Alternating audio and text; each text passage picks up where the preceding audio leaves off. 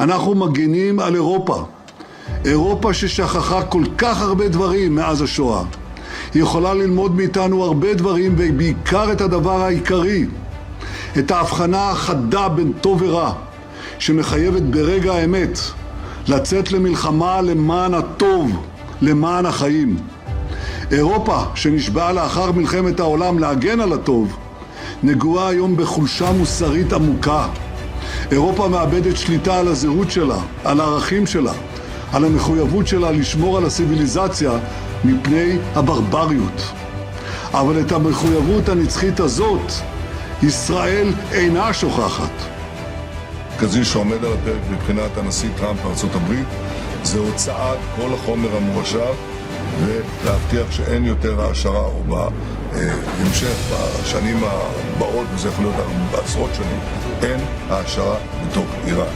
זה המוקד שלהם, וכמובן דבר שהוא חשוב לנו, וכיוון שאיראן הפרה את הכללים, הנשיא טראמפ החליט לשים עליהם בלוקדה, זו מילה לועזית למצור, מצור ימי. אנחנו כמובן תומכים בעמדה התקיפה הזאת, ואנחנו מתואמים עם ארצות הברית כל הזמן. Oh, I don't know. I don't care if they come back or not. If they don't come back, I'm fine. Their military is gone. Their missiles are largely depleted. The manufacturing capability for missiles and drones is largely defeated.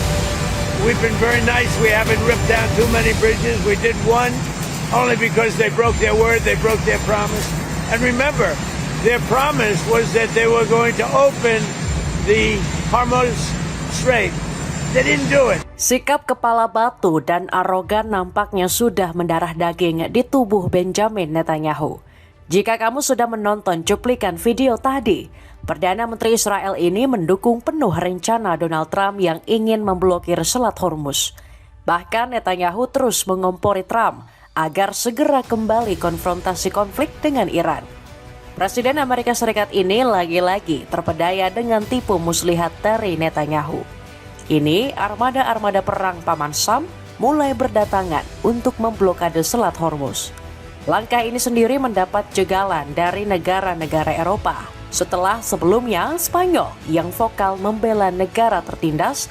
Kali ini giliran Inggris yang menolak ajakan dan tetap menghormati navigasi Selat Hormuz. Namun respon dari Netanyahu justru menyebabkan eskalasi konflik semakin luas. Perdana Menteri Israel ke-9 ini mengancam serius Eropa. Netanyahu mengatakan benua biru telah melupakan jasa Israel yang selalu melindungi Eropa dari berbagai ancaman. Namun petinggi-petinggi Eropa tetap dengan pendiriannya tidak ingin terlibat langsung dalam konflik yang disebabkan oleh Amerika Israel. Akankah Netanyahu membuat gerakan memerangi Eropa? Cetak Gol coba merangkum Israel mengancam Eropa yang tidak ingin membantu perang sebagai berikut.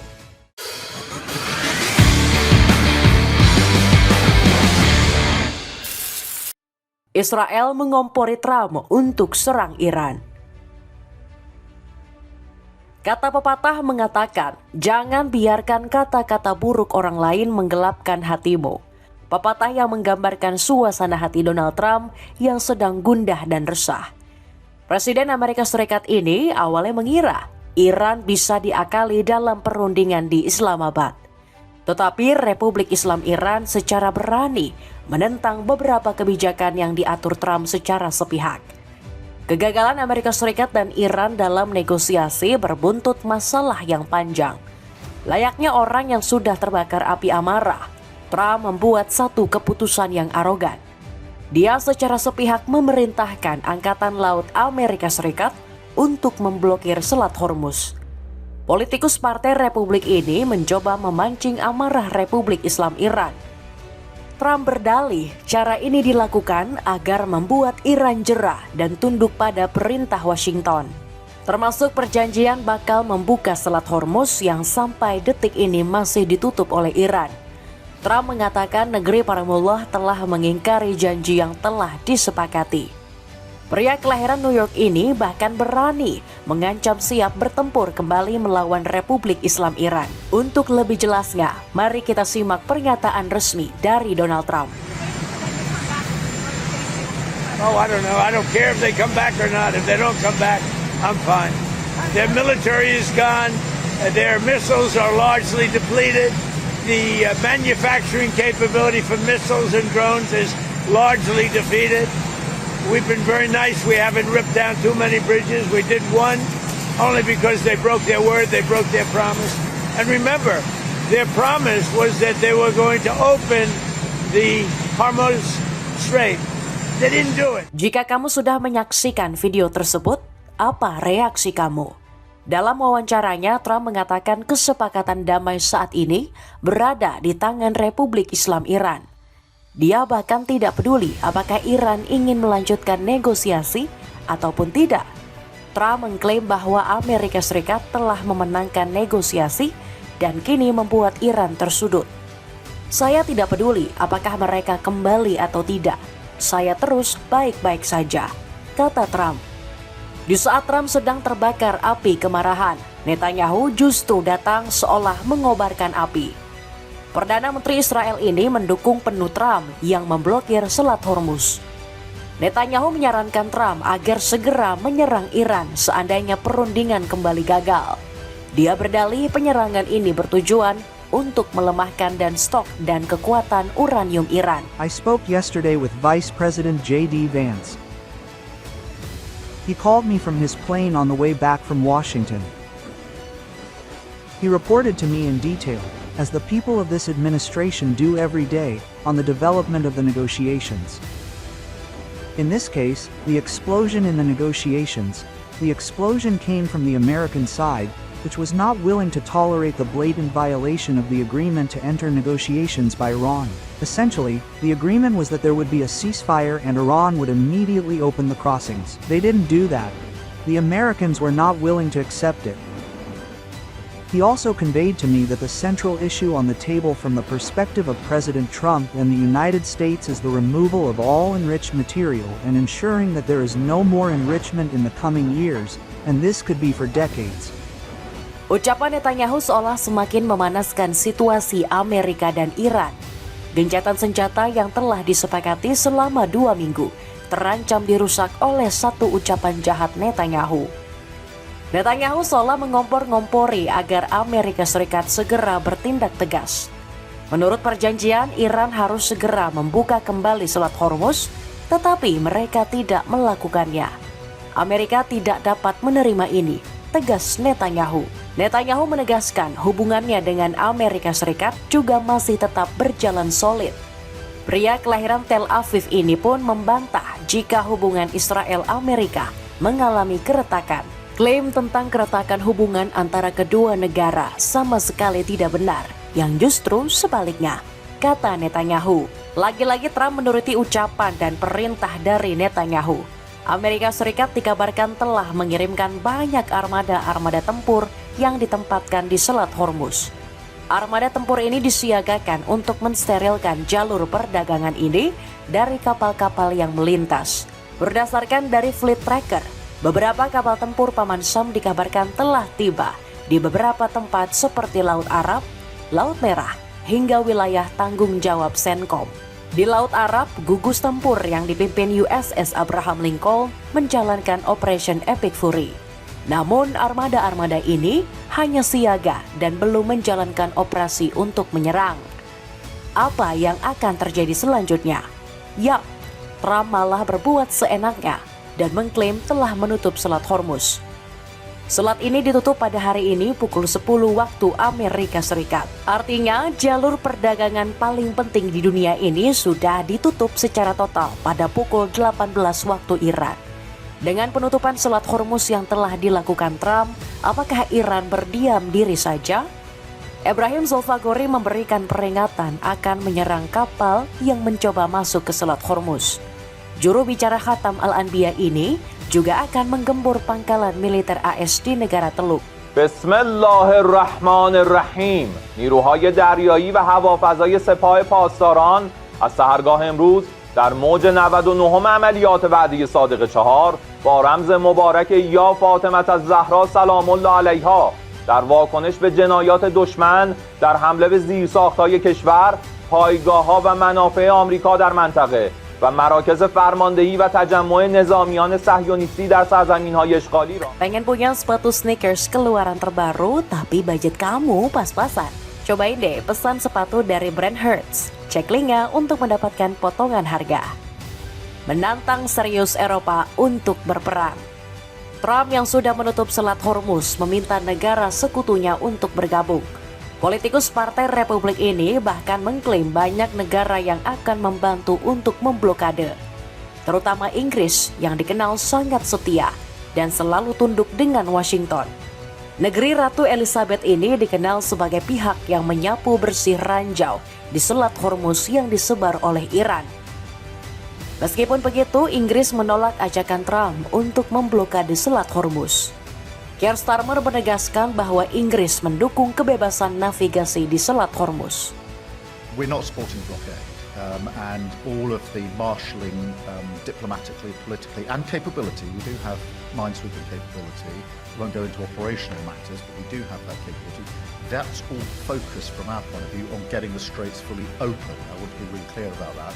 And the reason for that is because that's the way we get energy prices down as quickly as possible. And I'm very concerned about the impact that this war is having on people back in the United Kingdom who've obviously played no part in the war, but I don't want them paying the price. So that's my primary focus. Well, what we've been doing over the last few weeks, and this was part of what I was discussing with the Gulf states last week, is bringing countries together to keep the straits open, not shut. And that isn't a sort of remote issue. All the time the strait is shut or not free for navigation in the way it should be. That means that oil and gas is not getting to market. That means the price is going up. That means everybody listening to this is facing higher energy bills. And I don't want that to happen. I want their energy bills to be stabilised and lower.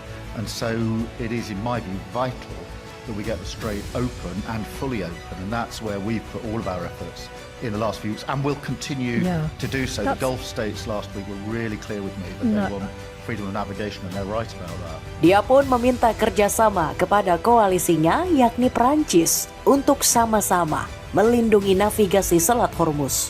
Kami sedang bekerja secara mendesak dengan Prancis dan mitra lainnya untuk membentuk koalisi luas guna melindungi kebebasan navigasi, kata Starmer, diwakili oleh juru bicara Inggris. Starmer sudah berulang kali mengatakan bahwa Inggris menolak terlibat langsung konflik militer. Trump seolah ingin semua negara terseret dalam konflik yang telah dibuatnya. Penolakan ini lagi-lagi bikin Benjamin Netanyahu geram bukan kepalang. Pria berumur 76 tahun tersebut mengecam keras tindakan Eropa yang tidak berpihak ke Amerika Israel. אנחנו מגינים על אירופה. אירופה ששכחה כל כך הרבה דברים מאז השואה. היא יכולה ללמוד מאיתנו הרבה דברים, ובעיקר את הדבר העיקרי, את ההבחנה החדה בין טוב ורע, שמחייבת ברגע האמת לצאת למלחמה למען הטוב, למען החיים. אירופה שנשבעה לאחר מלחמת העולם להגן על הטוב, נגועה היום בחולשה מוסרית עמוקה. אירופה מאבדת שליטה על הזהות שלה, על הערכים שלה, על המחויבות שלה לשמור על הסיביליזציה מפני הברבריות. אבל את המחויבות הנצחית הזאת, ישראל אינה שוכחת. Netanyahu mengungkit kebaikan Israel yang telah melindungi nasib Eropa selama bertahun-tahun. Kemungkinan besar membelotnya negara benua biru ada kaitannya dengan runtuhnya Viktor Orban. Sekutu dekat Amerika Israel ini baru saja kehilangan kekuasaannya di Hongaria. Viktor Orban mengalami kekalahan telak dari rivalnya, yakni Peter Magyar, yang merupakan seorang mantan orang dalam pemerintah. Viktor Orban pun mengakhiri masa baktinya setelah selama 16 tahun menjadi Perdana Menteri Hongaria. Selama masa jabatannya, dia kerap menggunakan hak vetonya memberikan perlindungan ke Israel. Nggak heran jika Israel melalui surat kabar Yediot Ahronoth memantau pemilihan tersebut. Lagi-lagi, Zionis beranggapan terpilihnya Magyar menjadi sebuah kemunduran untuk Eropa. Beberapa hari sebelumnya, Trump dan Netanyahu mendesak rakyat untuk memenangkan Orban. Kedua sosok pemimpin ini beranggapan jika Orban memimpin, maka Amerika bisa memajukan ekonomi. Dari sinilah kita bisa mengambil kesimpulan bahwasannya Israel masih membutuhkan Eropa. Tetapi saat ini negara-negara benua biru mayoritas lebih memilih untuk berpindah haluan. Meski mendapat ancaman dari Israel Amerika, Eropa masih tetap dengan pendiriannya. Negara-negara benua biru terus melawan dan meminta Israel Amerika menghentikan kekejiannya di Timur Tengah. Salah satunya Jerman yang mendesak Israel untuk mengakhiri serangan ke Lebanon. Kanselir Jerman Friedrich Merz meminta Netanyahu untuk segera melakukan pembicaraan.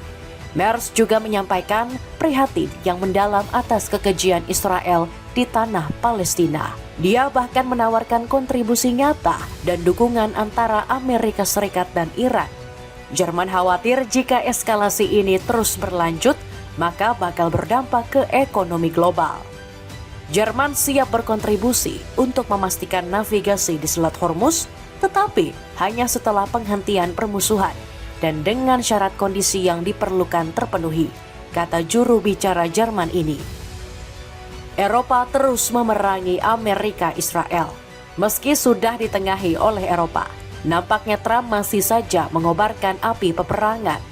Pedro Sanchez mengusulkan bahwa Eropa harus mengambil tindakan. Perdana Menteri Spanyol ini mendesak negara-negara Eropa untuk memutus kerjasama apapun dengan Israel. Pedro Sanchez mengatakan jika negara-negara Eropa perlu menangguhkan kerjasama dengan Israel. Seruan ini datang dari Menteri Pemuda dan Anak-anak, Sira Rego. Sira Rego mengatakan bahwa Zionis telah melakukan genosida, membantai ribuan anak di Timur Tengah. Dia menyebut bahwa Eropa harus segera mengucilkan Israel dari dunia. Seruan ini nampaknya mendapat respon baik dari negara-negara benua biru. Prancis bahkan mendukung sikap Spanyol yang meminta Zionis untuk menghentikan genosida. Emmanuel Macron mengatakan Uni Eropa harus kompak sebagaimana mereka mendukung Ukraina. Presiden Perancis ini sadar tindakannya adalah sebuah bentuk bunuh diri. Berpalingnya Perancis dari Israel tentu bisa memantik konflik baru dengan Amerika Serikat.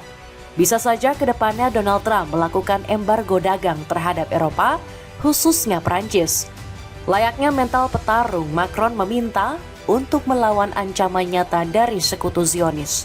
Sang presiden dengan lantang mengatakan, Prancis tidak takut dengan ancaman embargo apapun dari Trump.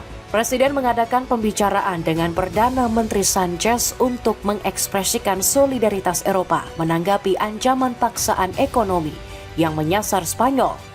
Kita berada di kapal yang sama, kami akan lawan, kata pejabat kepresidenan Prancis.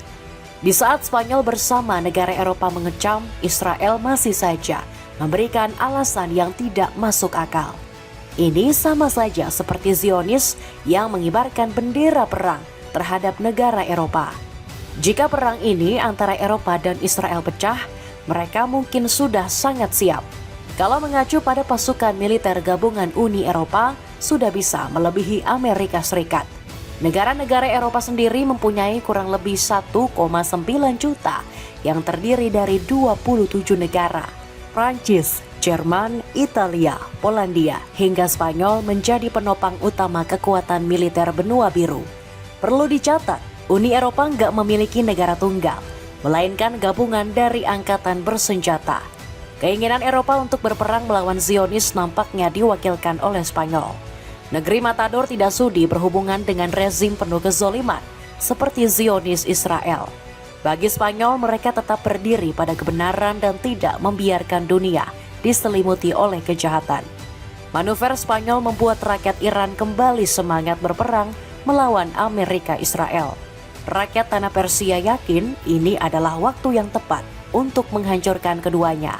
Penduduk negeri para mullah berharap kemenangan mutlak atas Israel akan membuat dunia lebih damai. Jika Israel berhasil dihancurkan, maka Palestina dan Lebanon bakal merdeka dari kezoliman Israel. Pengen tampil simple tapi tetap terlihat kece? Dapatkan celana pendek kargo mulai dari 80 ribuan. Cek linknya di bawah ini. Itulah ulasan Amerika Israel ditinggal sekutunya dalam perang. Bagaimanakah pendapatmu?